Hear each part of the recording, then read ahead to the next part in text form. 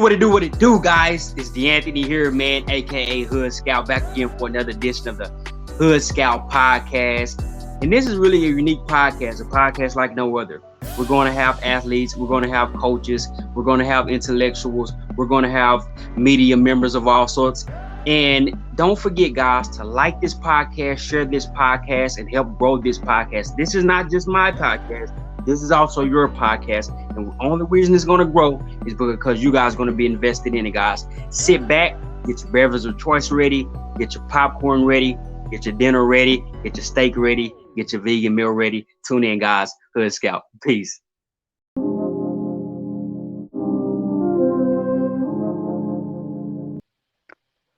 Hey, what it do, guys? What it do? Welcome back to the edition of the Hood Scout podcast. Today, I got a guest that I've been trying to get this guy for a while, man, believe it or not, but better late than never. Coach, without further ado, tell the people who you are and where you're from. Arthur Ray, from Chicago, Illinois. So, Coach, man, I was trying to get in touch with you, Coach. I think, didn't you have your DMs closed at one time? Nah, man, you know what happened? I'm getting flooded with all them recruiting DMs, man. So guys get pushed to the. If I'm not following you back, it just pushes you down. That's all. So sometimes stuff get overlooked. Yeah, that's how. Okay. Yeah, I wasn't ignoring you though. That's why I said I'm gonna get back with you as soon as we finished up down in Atlanta. Yeah. Oh, perfect, man. Man. So this coach, he's at a big school now. But we're gonna lead up to that, Coach. Where were you at? When was your first introduction to ball? And talk to me about how it was growing up. You know, where you from? I grew up in a baseball family. My dad's a ex-pro baseball player, got drafted in the 9th round, pitcher. So I grew up playing baseball. I didn't start playing football till I was 13. I was 13 and I went out, I think I was in 7th grade. And yeah, I went over there behind Simeon and I had to play in the non-weight limit league, man, because I was big kid. I couldn't play Pop Warner, was too heavy for it. But yeah, that was my first introduction to playing ball. Now I gotta ask you this, man, because I didn't know, and that's what I love about these episodes. You know, you don't know about nobody's family. How was that growing up in a baseball family, man? Your dad playing baseball, because you don't hear that every time. No, it's good. It was good, man. My little brother is a minor leaguer. He got drafted out of high school to the St. Louis Cardinals organization, and just baseball has been in the blood of our family since my grandfather. So that's something that was ingrained in us since we was kids. Sports was ingrained in us since we was old enough to play them. I was playing baseball first, and then I think I woke up. I just told my dad I ain't want to play baseball no more. I started getting bigger too, and football was more my game. So you said, now where were y'all were playing baseball? Your family tree kind of was out of that Chicago area. Yep.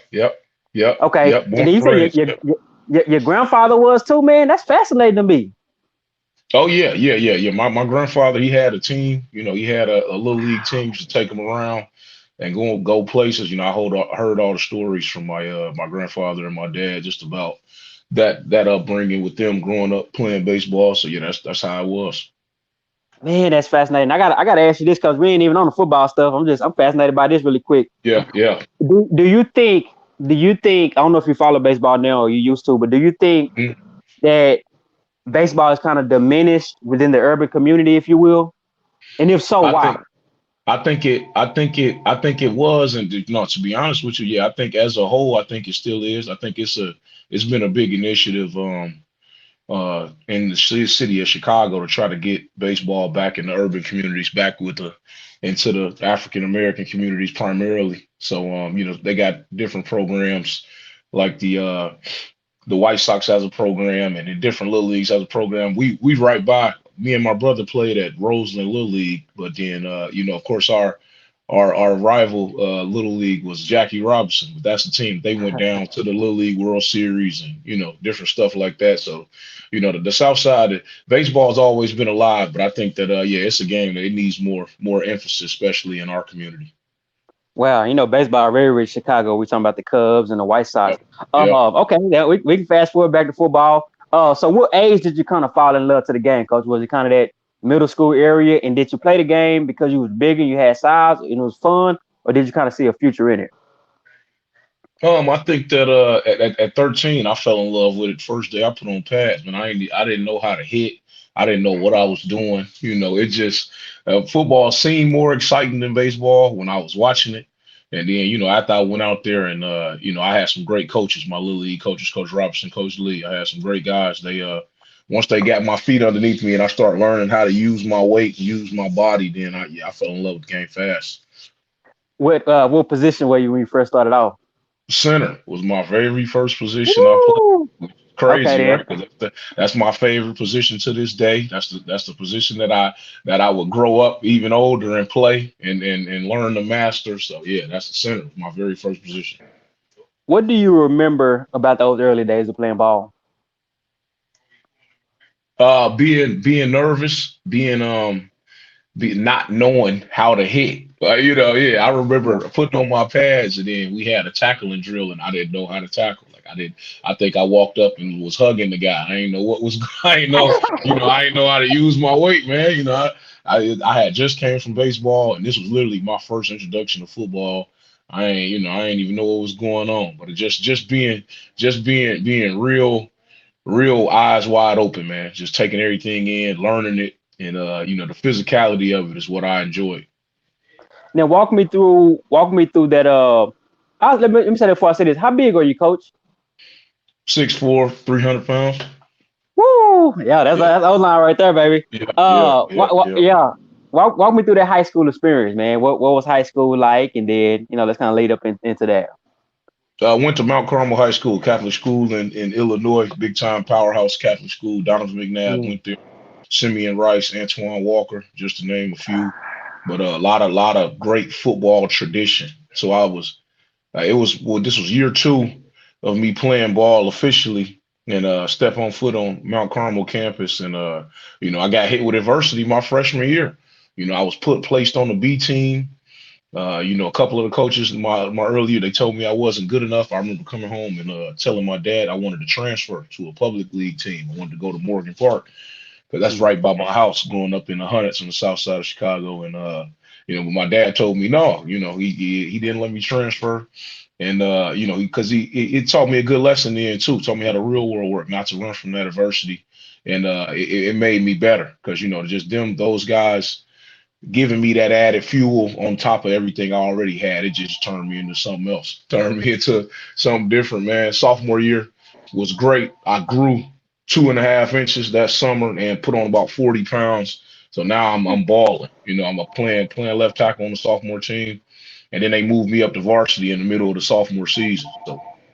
So I went from being on the B team as a freshman to moved up to varsity as a true sophomore, and then starting varsity my junior and senior year. Had a hell of a high school career, man. Was one of the top players in Illinois. Ended up with about 30 scholarship offers. Um, Woo! Well, you yeah, can't. Hold on, Coach. You can't. Nah, I ain't gonna let you just drop that on me. You ain't gonna drop that on me like that. Let's break this thing down. Let's pull out the knife and chop up this beef. yeah, So you say you're at Mount Carmel, right?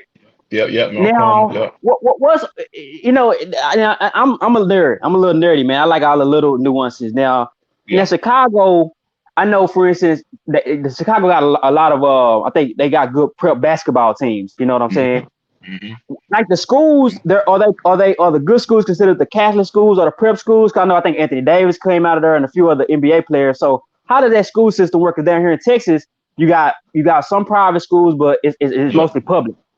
Yeah, well, see, in Chicago's still a basketball city, heavy. So the basketball, it'll be a little bit different. It's great basketball in the city. It's great basketball in the burbs and everything. I think in the city, the CPS schools always had talent, but the Catholic schools always ran it in terms of longevity and wins and consistency.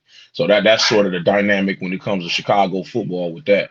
CPS always got great athletes, always got talent, not necessarily the best teams though, overall and Mm. throughout the years, but great talent, tremendous talent, always been competitive and always been highly recruiting areas for the Midwest. But the Catholic League, Chicago Catholic League as a whole, probably will be the strongest league in the Chicago area, just Chicago Catholic League as a whole, and that's the league that Mount Carmel's in. Wow, beautiful. I love this stuff, man. Now I'm in the scene with the Hood Scout podcast talking to Coach Ray. offensive line guy, man. We're gonna even get to where he's at now, but we leading up to that. So, coach, 30 scholarships. What was that recruiting process like? Because I'm gonna be honest, man, you got a lot of athletes in America, man. Not everybody gets to experience that. Yeah, recruiting was fun, man. It was fun.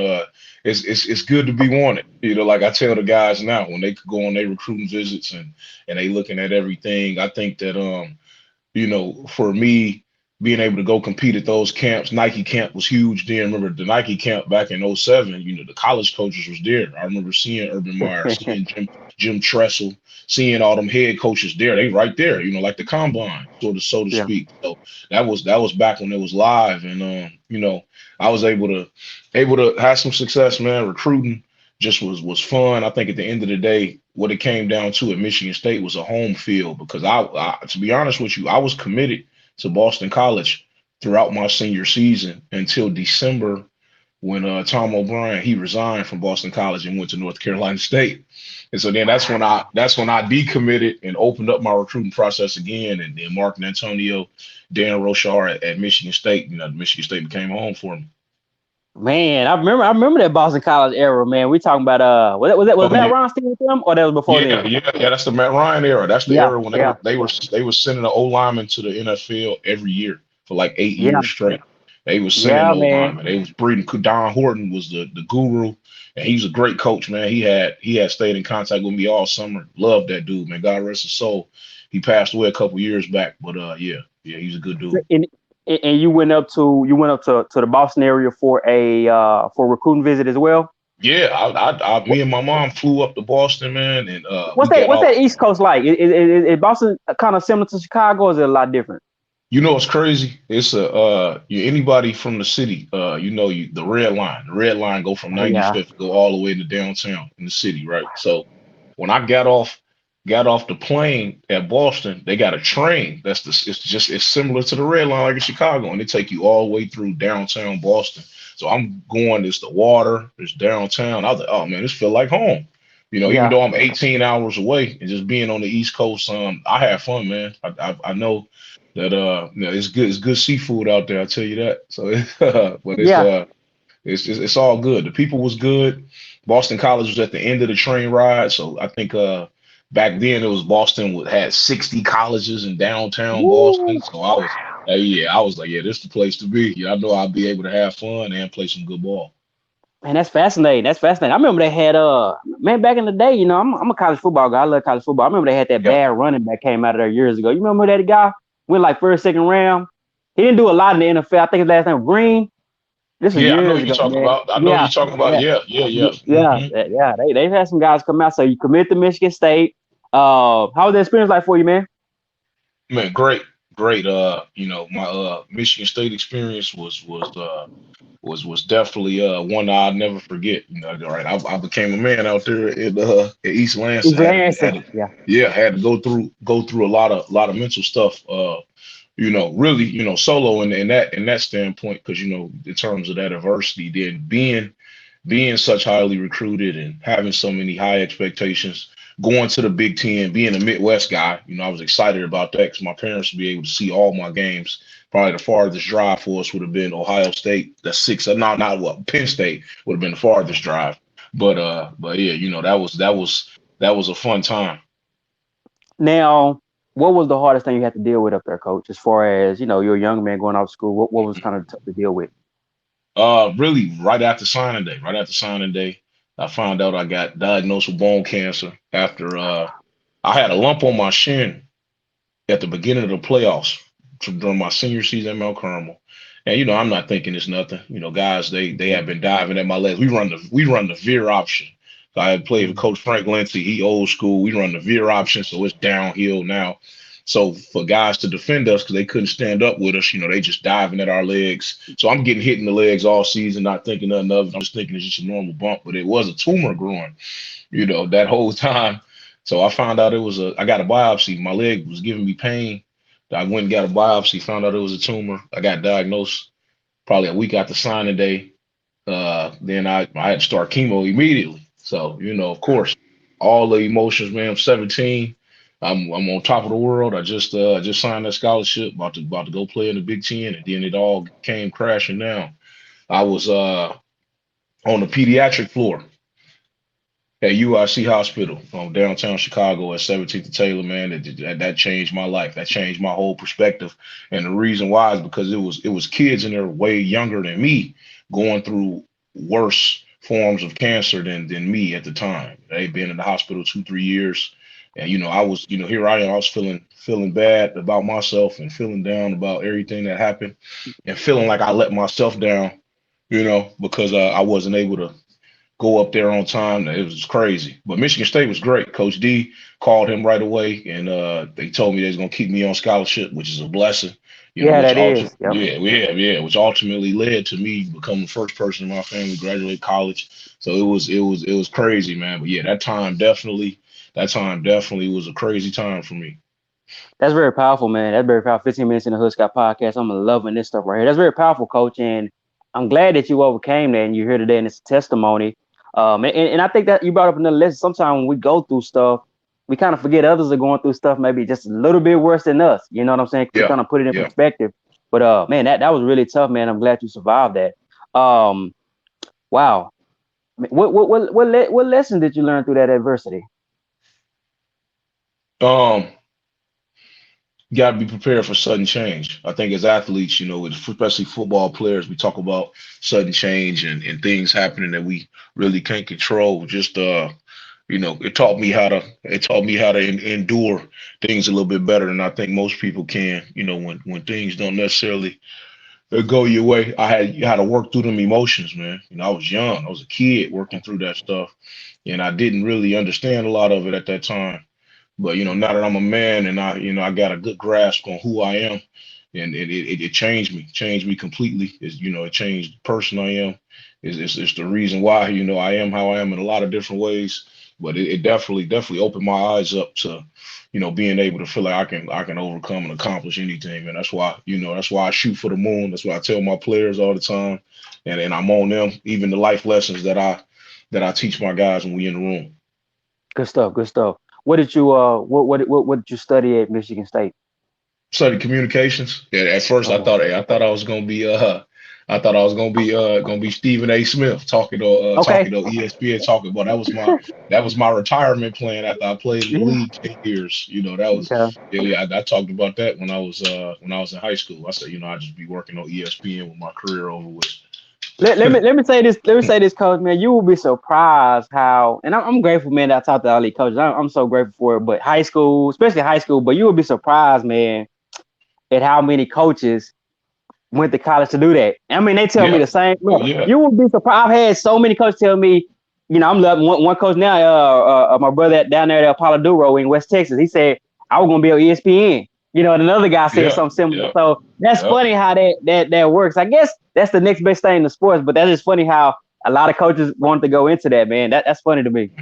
Yeah, that was the path for me. I studied communications, and I always was natural speaking in front of people, man. I even when I was younger, it was always something that I never really got nervous about it, talking in front of groups, and that was something that real natural to me. So I said, why not get paid good for it once I'm done playing? That was my whole mindset then. Yeah. Now, Coach, you dealt with that. You overcame that cancer. I put it like that. hmm Um, did were you able to play again at Michigan State? Yeah, after 4 years, man, I spent 4 years rehabbing, uh, day in, day out. The reason why it took me so long because I was heavy, and the Okay. reconstruction they took on my leg. My first surgery was 15 hours. So they had to, Wow. to cut the tumor out, and then they took the bone from my right leg, took my fibula from my right leg, and then they took bone from my hip. I think from 2007 2009, I had about 7 8 surgeries. I was on crutches Mm. 2 years. I was on crutches for 25 months because I was big. And I mean, I was sharper than iron, in Michigan State, in the meeting rooms, in the weight room every day, 5 in the morning, training with Coach Manny. He got my body probably in the best shape that I had ever had been at that point. And in 2011, I got cleared to run and walk. So I walked around campus. They was making sure that my leg was stable enough to hold me up walking. And then it was good. Then I got cleared to run that spring ball. I ran back out there on the field, man. So it was a blessing. So I played 2011, played in 3 games, played Okay. in FAU game, and played a couple snaps in the Purdue game. and then played in the Youngstown State game. That's the game I played. That was the What start what of the what season. what you remember about those times, the games you played, man? What's some of the Man, memories you had? just surreal, just crazy Yeah. how I made it out there, man. Because I'm out there with a RoboCop leg. If people had to see the thing that I had to cover up my leg with, they'd be like, "That's crazy." I had to wear a protective cover on the lower half of my leg on top of the Don Joy knee braces that us linemen got to wear anyway. But Mhm. that was something that it became a badge of honor to me, man. But at the end, I just anything that's gonna get me on the field, that's what I was all for. Good stuff, man. Good stuff. So what was that? So you had that next step, thought you were going to Hmm. ESPN. Yep, yep. What was it? Was it a transition into coaching right after that, or how was that transitional period in general right after college? So I graduated college at State, then I transferred to a smaller school, D2 school in Colorado named Fort Lewis. So I got my feet back under me then. Then I was back rolling. I Yeah. had 2 good years out there. I was a D2 All-American my last year. And Talk to me now. yeah. Oh yeah, yeah, yeah. I was team captain for 2 years down there. I went down there and became back the player that I knew I could be and played at a high level. And then that's when I got the opportunity undrafted with the Dolphins. Went down there and that was a hell of an experience. Just going through everything I had been through and then being able to still had the opportunity to reach the goal that I had set for myself. It did nothing but further confirm what I had always told myself that, had I never got injured, I knew I was looking at a real long NFL career. But just being down there, man, it was good. Once I came home, I took a year off of ball. I didn't do anything football for that year after coming back from Miami. And I was Mhm. looking for jobs, going through that process, took a job in sales, couldn't stand that. Yeah, a a lot Yeah, of coaches tell man, me yeah, that. man, Yeah, they couldn't don't like stand corporate that, bro. America. Yeah. Nah, not at all. Don't. That's a whole different world that I wasn't built for, But just went through that process, and then I started a lineman academy, man. So Oh, nice. at first, I was always the guy that I was never gonna coach. Coach Rochard told me at 19 I was gonna be a coach, and I just brushed him off. I Wow. brushed him off. He said I'd always had the intangibles of being a good coach, and I didn't even know. I didn't know what he was talking about then. I was too young to understand it. But I started a lineman academy, and I was just having fun doing that. I was cool with just showing the guys in the city O-line techniques and different things that I didn't know at 15, 16 that could Yeah, get them yeah. over the It's so hump much and we didn't teach know. them the skills. Yeah, that skill set. Like, it was a bunch of 7-on-7s for the little guys, but it wasn't nothing created for the big guys. So that was my whole thing. I started Arthur Ray's Lineman Academy in 2016. And then next thing I know, it just started getting more popular, more word of mouth. The De La Salle head coach, Mike Boehm, I trained his son 3 times. And after the Woo. second time I trained him, he walked up to me and he was like, I want you to coach my O-line. And I told him no. I was like, nah, I'm good, man. I like where Hold I'm on, at. coach. Hold on, Like, coach. You dropping too many nuggets, man. I didn't know you finna take yeah, off like this. Hold on, yeah, coach. 'Cause I love. Oh man, this is fun, man. I love this stuff, coach. So hold on, coach. I yeah, gotta stop you real quick because this that part is touching me. Let me pause that, and I mm, want to reverse something real quick. yeah, 'Cause I love the little nuances. Now you say you went undrafted with Miami. yep. Now, Mhm, I'm a nugget person. What you gotta talk about that experience, man. That's NFL. Even if you didn't start, even if you still got, mhm, got to experience that. mhm. What's a little something you remember from that time? And then we're gonna circle back to the academy. Just the learning, just the professionalism. Just it's a true NFL. It's a true business. But you learn so much once you get to that point and you see all the work that you put in, man. You see the guys that separate themselves, and then you see the guys that you wondering why they either mediocre or they just barely been there and just different things like that. You just learn a lot of knowledge, man. John Benton was the O-line coach then. Joe Philbin was the head coach. It was right when Sue had just signed his big deal. So I was down Okay. there, so around that whole era uh, with the Dolphins. But it was good, man. Great for me to see it up close because now I take those experiences and when I'm talking to my guys now, I'm able to reach Yeah, back and give yeah. that to them. Hmm. Okay, beautiful. So now we're gonna put this thing back in drive. Now this passing Yep. academy, coach. I mean this old lineman academy. Yep. That's special, coach. Now, where was this at? Was this in a, situation location, or did you travel around and do these camps? This was in Chicago, centrally, In and Chicago. I created it specifically for Chicago because Chicago had nothing like it. And to be honest with you, even now that I didn't made the jump to college, it's things like it, but it's still nothing like it. Not in the city, not inside the city of Chicago. It's a lot of people that's doing things in the burbs, but my whole thing was I grew up in the city. I created this for the kids in the city. Like you know what I'm talking about. Like a Yep. different type of kid in the city. That's the reason why I started training linemen. So just yeah, that was good, man. How did After I it did blow up it, like that, Coach? I mean, it you just got like I said, De La Salle. That's out in the school out in Cali, right? The big no powerhouse, no right? no no no no. It's the De La Salle Chicago that's in the Catholic Okay, League. Chicago. Okay, my bad. Yeah, Okay, yeah, yeah. okay. It's the De La Salle Chicago that's in the Catholic League. That's the coach that approached me. So, you man, after I trained him a couple of times, you word of mouth. This guy know he getting trained, and I'm meeting all these guys. I'm meeting other kids from multiple schools. Then next thing I know, I looked up, I got 10, 15 guys, and then now I finally went home and sat on it, and I said, you know what, I think I will coach. I called Coach Bame. I said, I'll be your O-line coach, man. I go out there 2017 and loved it, man. Loved it. Fell in love with it from day one. I think we had our first practice, and I went out there for individual drill, and I was like, "Oh, okay, I can do this. Like this what I enjoy right here." And I was working at you gonna be the first one to hear this too. I was working at Lakeshore Beverage for Budweiser. That's probably the worst job that I had, Yeah. and I took the job at De La Salle. Our first game was at 7 o'clock. And you get off. I was a sales relief driver. You get off based on, when your work done. So, I'm Mm-hmm. scrambling. I'm up 6, 7 in the morning at my first store at 8 a.m. trying to make sure I'm done by 4 so I can get to the game, get my guys ready. And so I'm done. I'm done around 3:30. I dropped the van off. My manager at the time called me and said I had to go back and make another extra run, something else like a new beer came in. Man, I can't even remember. But all I know is it had me late for the game. It had me late for my game. I was hot.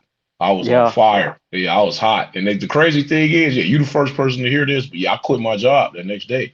I was like, y'all not Yeah. gonna have me late for a game, man. I'm not gonna have me late for these kids. Like that's when I knew. I was like, oh yeah, coaching ball. That's what I do. That's what I'm Time to enjoying. go all in. Yeah. That's what I'm just gonna dive into it. I'm gonna dive into coaching ball, and I'm gonna be training, and that's it. Like I ain't, because I'm not gonna sacrifice that time and take away from that. Because when I do something, I go all in on it. Wow, that's amazing, man. 26 minutes in. So you the O-line coach for the high school, Yep. and how long did you do that coaching? What was the memory like? Now that school coach, is that outside of that? What part of the town is that in? Let me ask it like that. That's in the What city? city. That's in Oh, the it's in the city. city. Okay, It's in the okay, city. It's okay. right off 30. It's right off 35th Street, right across the bridge from Chicago White Sox Park. So that's probably a pretty Hmm. prestigious school. Yeah. Oh yeah. Oh yeah. Okay, It's pretty. okay. It's pretty nice. Real right off the expressway, and right after Dan Ryan. But yeah, it went good, man. That first season was good. We actually played Mount Carmel. So I had a chance to go against my old high school coach, and we beat them too. We put it on 'em. Yeah. That's something that I can remember. That was me. That was a real good moment for me as a coach. But I just took off after that. I think my mind had. I think when you walk in that path, then God put it on you like that's what you're supposed to be doing, sort of like playing. So I had got that Yeah. same feeling with coaching. So I said I'm gonna run with it. Now we finished that season. We lost in the second round of the playoffs, and everybody was asking me, was I coming back? De La Salle wanted me to come back. They was working on getting me jobs in the building to come back and everything. And it's just something in me. I wanted more, man. And I wanted more, Mhm. wanted a little bit more responsibility, wanted a little bit more control over the whole aspect of everything. And so I said, I take a shot. I told him, yeah, I said, I'm gonna come back. But then a couple CPS schools head jobs opened. So I said, let me take a stab at it. I sent my resume into a couple jobs. I got a call back from 2, and then I end up really going deep into the interview with Curie, which I eventually became the head coach at Curie High School on the Southwest Side. So I Let, literally after that season at De La Salle, I became a head coach that January. let me ask you this, coach. And I've never asked Yep, anybody this, but I think it's yep. I think it's a fascinating thing to ask. What all did you put on that resume? Was it that you was All Mm-hmm. American D2? Were you at Michigan? What I never asked this question. Mm-hmm. It's kind of fascinating that I never asked it, but what did you put on that resume? Put everything that I had accomplished as a player, one.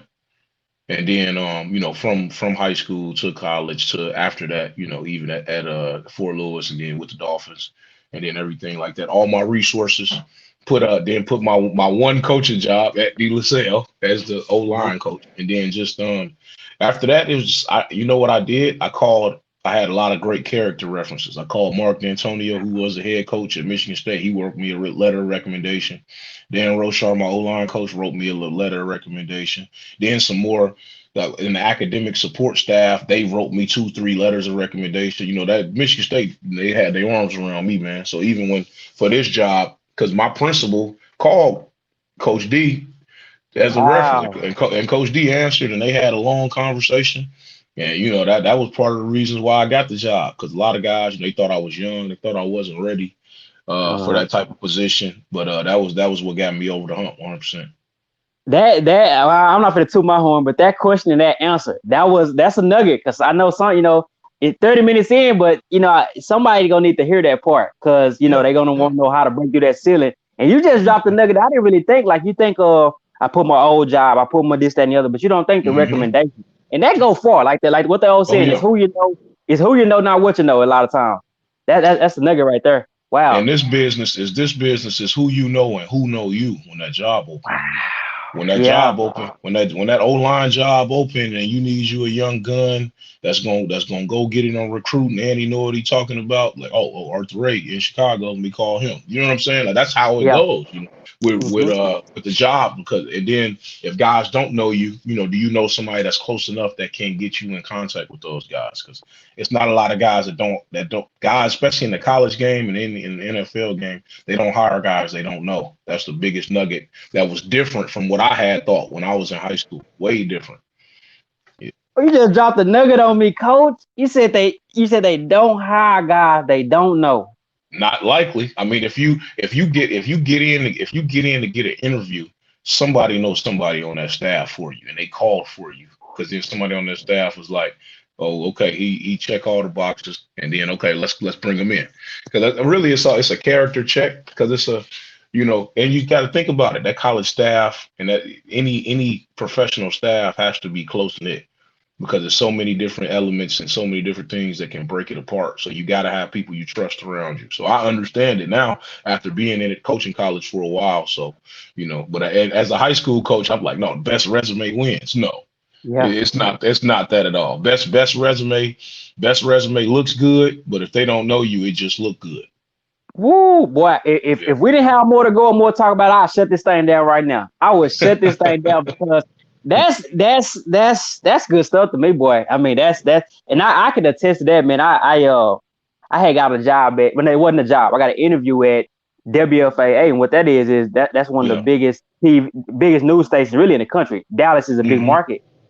Out of 400 applicants, I was second in line. They were with somebody else, but the only reason I was second because the guy vouched for me that was there for 30 years. Like 100%. when somebody know you, man, that and they got some pull, that'll do more than you can imagine, man. So that's I can I 100%. can I can I can vouch for that. Wow, coach, good stuff. So let's put this thing back in drive. So you get that high Mhm. school job. How old were you when you got that job and walk me through that experience?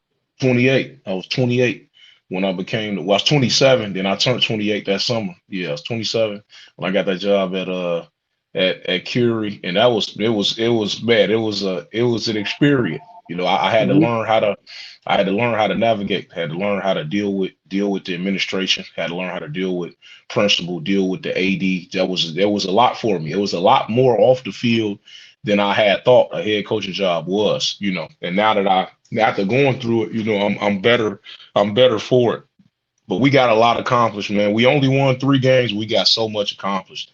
I signed about 8 kids who went on to play college ball, and that had never happened there. We had a ceremony, man. I think I had to walk over 100 college coaches in the building from D3 NAIA all the way to D1. I had a top 4-star recruit, Kevo Wesley. He's the backup center for Vanderbilt, University of Vanderbilt right now. Had multiple guys get recruited. I think about one, really the one that I'm the most proudest of is Lazira Kill.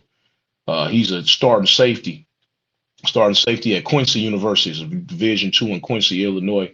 And yeah, his story is unbelievable. Dealing with being homeless and still maintaining school, and dealing with maintaining his grades, and helping take care of his family, and then still having the opportunity to go play college ball, now excelling. I just talked to him the other day, and he finished last semester with a 2.6, and he gunning for that 3.0, but he's starting, and he the first person in his family to even dream about college, let alone go, and he going and thriving, and that's probably my biggest claim to fame of Curie. But from a coaching standpoint, man, it just taught me a lot about that being a head coach is more of being a politician than it is being a ball coach. And being a head coach is you got to learn how to be level headed. So it was a great teacher. You kind of hit on it a little bit, Mhm. talking about different little ways. But what was I guess I asked this because you talked about positive. What was, I don't want to say the Yeah. negative, but what was the Mhm. challenges of it? The challenges was being young and being as successful as a player and having an ego, and Ooh, then and yeah, having an ego. I had to learn how to. Curie taught me how to check my ego.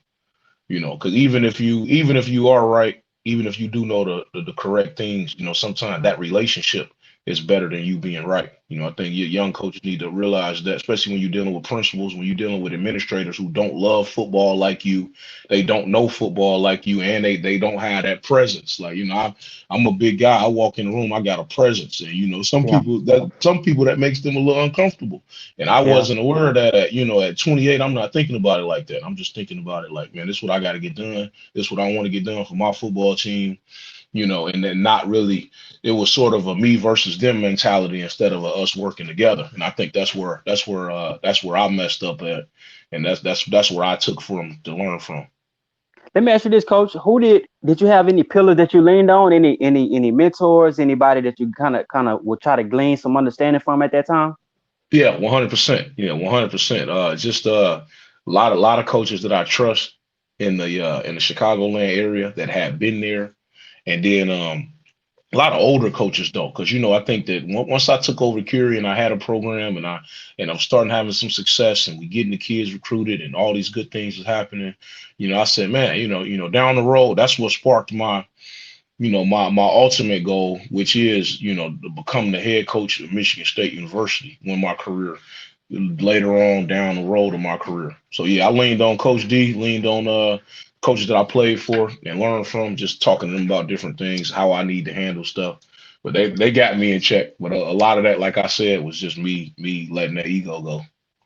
Now, was this high school in the inner city as well, Coach? Yeah, this was an inner city CPS high school, CPS. not very funded. My first summer I had to bus my kids to practice, and not me bus them, I Wow. mean public transportation. We had to practice somewhere else because the building was getting construction on it, and I'm getting hit with things that coming from being a Catholic school player, and That's funny. Yeah. everything's Yeah. seamless. You just walk outside, the field's right there. You don't even think about it. Equipment's right there. And I'm like, now that I'm a CPS public school coach and I'm dealing with all these different challenges of that, I'm wow. One day I got 11 guys at practice. The next day I got 30. Then the day after that I got 5. I'm wow. You know what I'm saying? Just going through the ups and downs of that. That was the biggest difference. That was the biggest teacher for me. Now, you mentioned that Tony, and it kind of made me think, Hmm. what did you Oh, learn yep. from him? Because when you talk about, that's pretty legendary coach, Big Ten coach, was there for many years. What's something that you really kind of took from him? Coach D always told me when I was sick that once I stood up, that I'd be above the BS. I didn't know what he was talking about at 18 though. He said you're gonna be above the BS, once you. He said you're gonna be so above the BS because you saw life, but from a different way early. He's talking about when I got sick at 17. So yeah, I saw things different than a lot of people. So I'm gonna be able to see above and beyond. What normal people sort of think about. So he was right.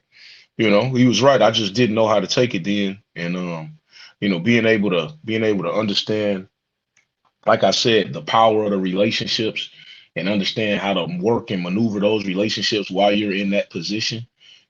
and when to say and when not to say and when to do and when not to do. You know what I mean? Just Mm-hmm.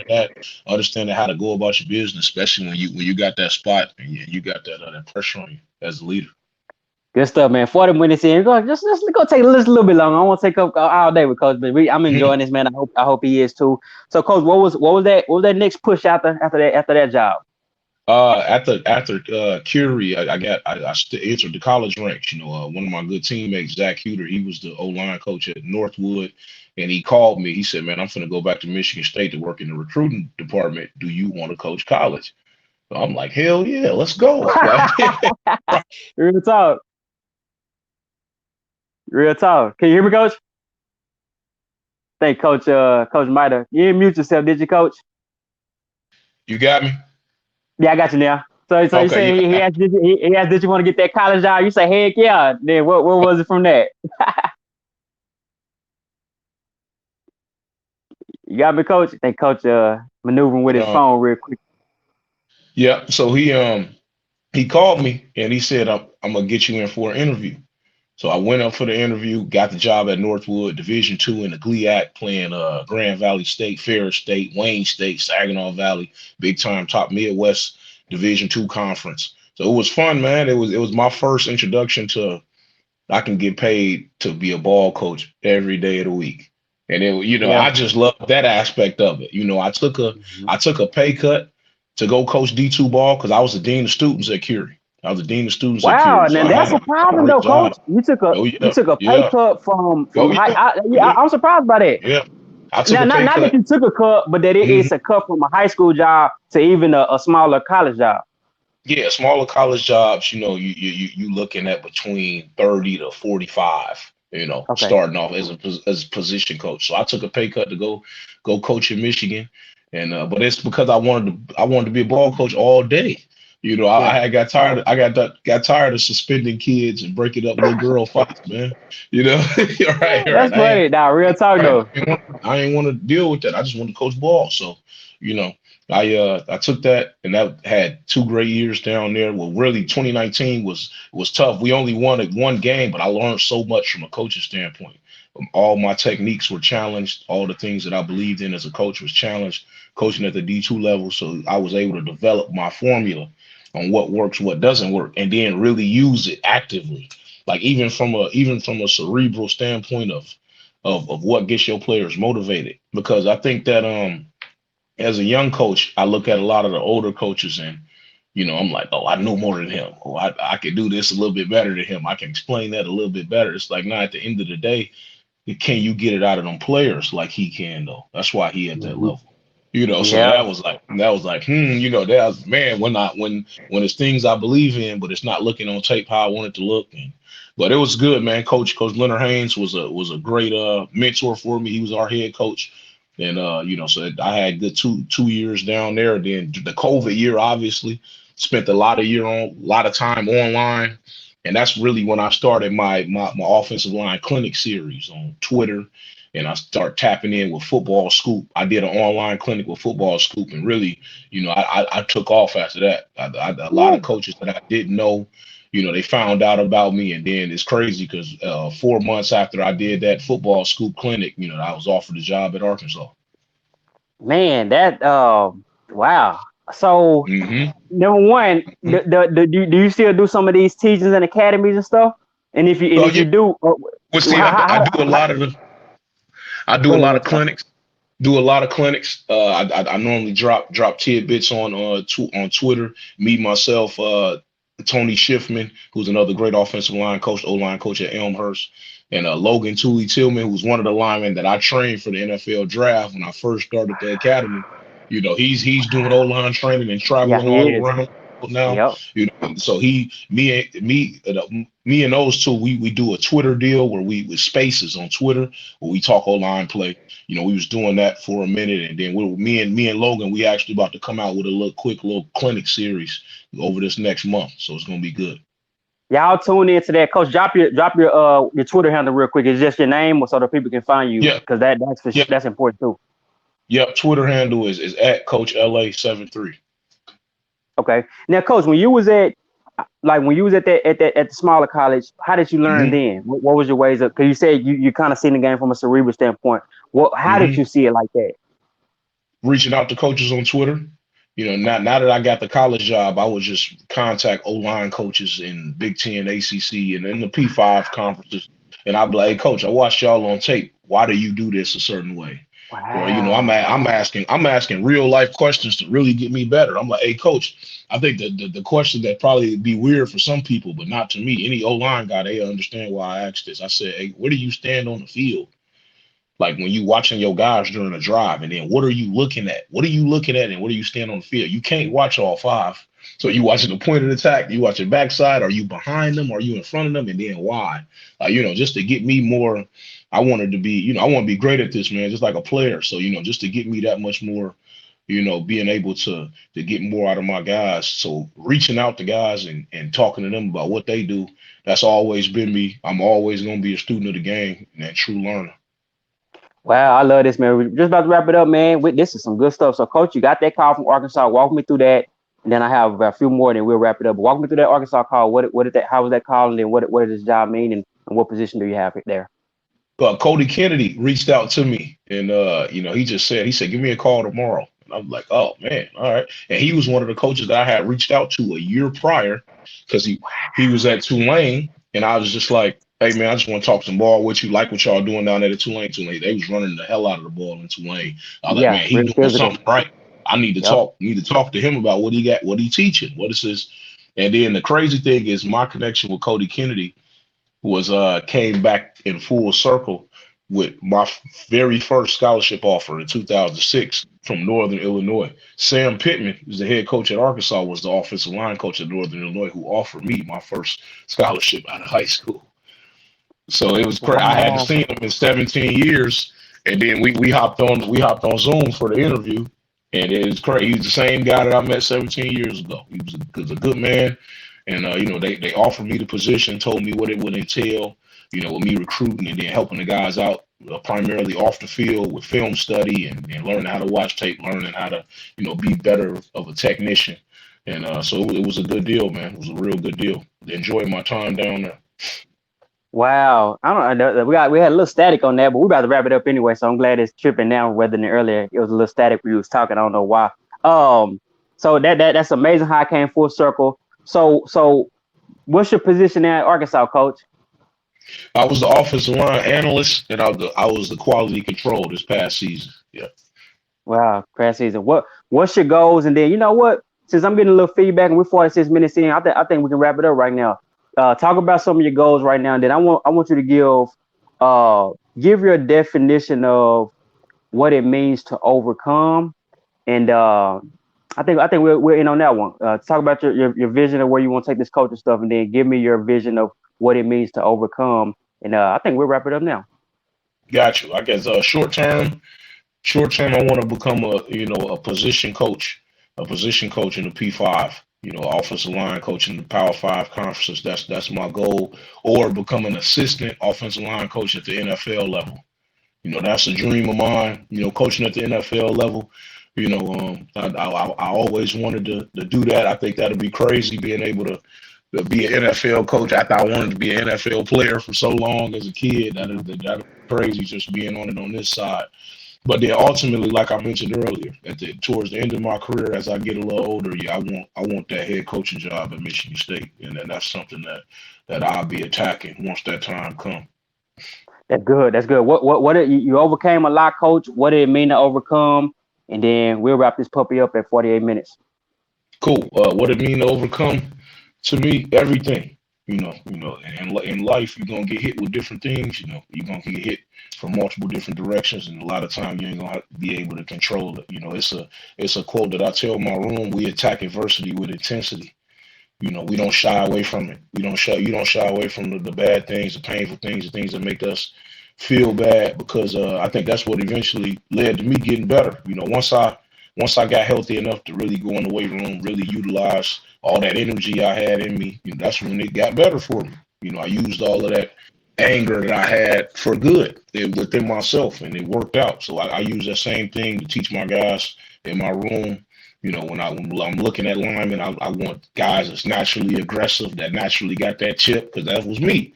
You know, and then even if they don't, they're gonna learn to develop it, be in the room with me long enough, just because that's the energy that I'm coming with. But yeah, man, it's everything. Learning how to overcome things as they come, you know, so nothing phases you.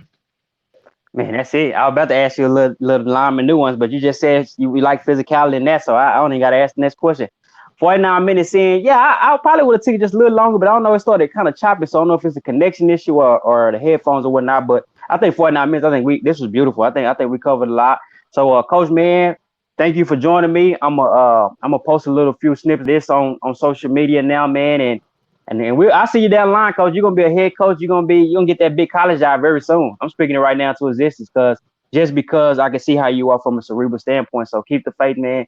And I am appreciative of you joining me. No, thanks for having me, man. Appreciate it. Okay, brother. Take care.